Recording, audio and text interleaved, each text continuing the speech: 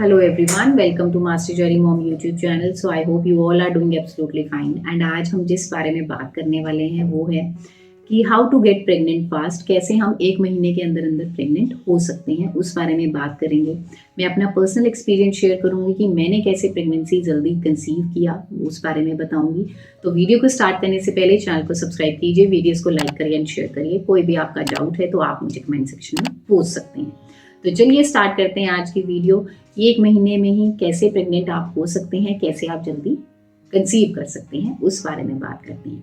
तो देखिए, सबसे पहले तो हम हर कोई यही सोचता है कि हम नेचुरली पहले खुद से ही ट्राई करते हैं कि हमें कंसीव हो जाए, है ना। जब हम फैमिली प्लान करते हैं कि अब हमें आगे फैमिली बढ़ानी है, तो उसके लिए सबसे इंपॉर्टेंट चीज़ जो हमें ध्यान रखनी है वो है सबसे पहले हमारे पीरियड्स। हमारे पीरियड्स जो है वो रेगुलर आने चाहिए। 28 से लेके 35 दिनों के अंदर अंदर जो हमारे पीरियड्स आते हैं वो रेगुलर होने चाहिए और वो नॉर्मल पीरियड्स माने जाते हैं। अगर हमारे पीरियड्स जो हैं वो 21 दिन से कम में आ रहे हैं या फिर 35 दिनों के ज़्यादा गैप में आ रहे हैं तो वो एबनॉर्मल पीरियड होते हैं और इसको हमें ठीक भी करवाना चाहिए, दिखाना चाहिए डॉक्टर को। एंड समटाइम्स क्या होता है कि कई बारी कईयों को पीरियड्स तो रेगुलर हो रहे हैं लेकिन उनको फ्लो बहुत कम है या फिर फ्लो बहुत ज़्यादा एक्सेस में है, तो भी दिखाना हमारा बनता है। क्योंकि जो पीरियड्स होते हैं एक तो रेगुलर आने चाहिए जैसा कि मैंने आपको बताया, और जो पीरियड्स हैं वो कईयों को 3 दिन के लिए भी आते हैं, कईयों को 5 के लिए भी आते हैं और कईयों को 7 डेज के लिए भी आते हैं। तो ये नॉर्मल सी चीज़ है। या फिर ज़रूरत से ज़्यादा है फ्लो तो हमें डॉक्टर को दिखाना चाहिए, क्योंकि क्या होता है इस चीज़ से हमें आगे प्रॉब्लम आएगी हमारी ओव्यूलेशन में। क्योंकि प्रेग्नेंट होने के लिए ओव्यूलेशन मस्ट है, क्योंकि ओव्यूलेशन का मतलब होता है कि जिस टाइम पे हमारा ओवरीज में से जो एग है वो रिलीज होता है और वो फेलोपियन ट्यूब्स में आता है। एंड जब हम रिलेशन बनाते हैं तो उस टाइम पे एग और स्पर्म मिलते हैं, तभी जो है प्रेगनेंसी जो है हमें होने के फर्टिलाइजेशन होती है और उसके बाद हमें इम्प्लांटेशन होती है। लेकिन अगर ओव्यूलेशन ही नहीं होगी तो प्रेगनेंसी कभी हो ही नहीं पाएगी। अब ओव्यूलेशन कब होती है? तो देखिए, जब हमारा पीरियड्स आए तो आप कह लीजिए लगभग अगर हमारा जो पीरियड्स जो साइकिल हैं वो 30 डेज में आ रही हैं तो 30 में से आप 14 डेज को माइनस कर दीजिए तो उसमें आता है 16th डे, 16वां दिन आ गया। तो जो हमारा 16वां दिन होगा वो हमारा लगभग ओव्यूलेशन का डे होता है। मतलब उस टाइम पे हमारा जो एग है वो ओवरीज में से रिलीज हो जाएगा और उस टाइम पे हमें रिलेशंस बनाने हैं।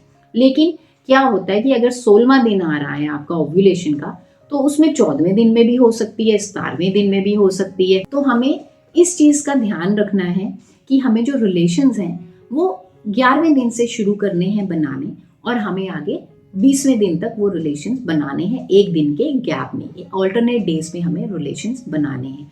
ठीक है, हमें इससे ज़्यादा गैप नहीं देना, क्योंकि क्या होता है कि जो एग होता है, एग की जो लाइफ होती है वो सिर्फ एक दिन की होती है, 24 घंटों की होती है। लेकिन जो स्पर्म्स की लाइफ होती है उनकी जो लाइफ होती है वो 3 से लेके 5 दिन की होती है। तो इसलिए हमें एक दिन से ज़्यादा गैप नहीं देना है, क्योंकि अगर एग की लाइफ खत्म हो गई और हमने 2 दिन का गैप दे दिया तो हमें कंसीव हो ही नहीं पाएगा, क्योंकि एग अब लाइव रहा नहीं, वो उसकी लाइफ खत्म हो चुकी है। अब आपको कैसे पता चलेगा ओव्यूलेशन का? तो ओव्यूलेशन के टाइम पे हमें सिम्टम्स भी आते हैं, जैसे हमारा बेसल बॉडी टेम्परेचर, हमारे शरीर का तापमान थोड़ा सा बढ़ जाता है। ठीक है, हमें स्टिकी ट्रांसपेरेंट डिस्चार्ज भी आता है। एंड आप मार्केट से किट्स भी लेके आ सकते हैं, उसमें आपको पता चल जाएगा। यूरिन टेस्ट होता है वो भी, तो उसमें आप अपना यूरिन डालेंगे तो आपको पता चल जाएगा कि हाँ, आपको ओव्यूलेशन होने वाला है। जो नेक्स्ट चीज़ आती है वो होती है पोजीशंस की। तो देखिए, साइंटिफिकली ऐसा कुछ प्रूफ नहीं है कि एक पर्टिकुलर पोजीशन में ही अगर हम रिलेशंस बनाते हैं तो उस टाइम पे कंसीव होने के चांसेस बढ़ जाते हैं।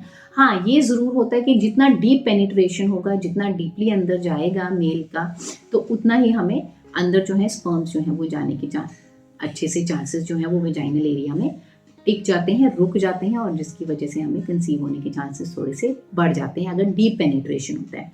तो जो पोजीशंस होती हैं वो होती हैं मिशनरी पोजीशन हो गई, या फिर विमेन ऑन द टॉप हो गया, या फिर डॉगी स्टाइल हो गया। देन उसके बाद बात करते हैं हमारा लाइफस्टाइल। हमारा लाइफस्टाइल कैसा है? जैसे आजकल के टाइम में बहुत स्ट्रेस है, हमें स्ट्रेस नहीं लेना, हमें टेंशन बिल्कुल नहीं लेनी है। हमारा जो डाइट है वो बहुत अच्छा होना चाहिए। हमें जंक फूड अवॉइड करना है, जिसमें चीनी हो गई, मैदा हो गया, कोल्ड ड्रिंक्स हो गई, मतलब फ्राइड हो गया, बाहर का आपने कुछ भी इनटेक नहीं करना। घर का खाइए, हेल्दी खाइए, फ्रेश खाइए, सीजन के फ्रूट्स और वेजिटेबल्स ही आपने कंज्यूम करने हैं। अब बात करते हैं जो नेक्स्ट एक चीज़ आती है, ये बहुत कमेंट सेक्शन में पूछा जाता है कि लाई डाउन। जब हमने रिलेशंस बनाए हैं तो उसके बाद एक फीमेल को ये होता है कि कितने देरी तक मैं लेटी रहूँ, उसी पोजीशन में रहूँ। कुछ जो फीमेल्स होती हैं वो आधा-आधा घंटा, पौना-पौना घंटा, 1-1 घंटा भी लेटे रहती हैं। तो इस चीज़ की ज़रूरत नहीं है, क्योंकि जब हमने रिलेशंस बनाए होते हैं, जो स्पर्म्स होते हैं विदिन अ सेकंड्स वो अंदर ट्रैवल ऊपर की तरफ कर जाते हैं, ठीक है। बाकी जो होता है वो फ्लूइड होता है, वो बाहर ऑटोमेटिकली आ जाता है और वो नॉर्मल चीज़ है, उसमें कुछ घबराने की बात नहीं है। ये सोचने की ज़रूरत नहीं है कि स्पर्म्स बाहर आ गए, नहीं, स्पर्म्स नहीं बाहर आए हैं, वो एक्सेस जो फ्लूइड होता है वो बाहर आता है। जो स्पर्म्स होते हैं वो अंदर ट्रैवल कर जाते हैं विदिन अ सेकंड्स ही, ठीक है। आपने जो लेटना है आपका उसी पोजीशन में, वो आप 10 मिनट्स कर लीजिए, 15 मिनट्स अपने आप को उसी सेम पोजीशन में होल्ड करिए, उससे ज़्यादा करने की ज़रूरत नहीं है। नेक्स्ट आप 15 अगर मिनट्स लेटे हैं, उसी पोजीशन में आप रहे हैं, उसके बाद आप उठिए, वॉशरूम जाइए एंड पानी से हल्का सा पैड करके उसको क्लीन कर लीजिए और उसके बाद कॉटन के क्लोथ से रब ऑफ कर लीजिए, वाइप कर लीजिए, ताकि वो एरिया जो है हमारा प्राइवेट पार्ट वो गीला ना रहे एंड आपको हाइजीन आपकी मेंटेन रहे। Last but not the least वो है मेडिसिन्स।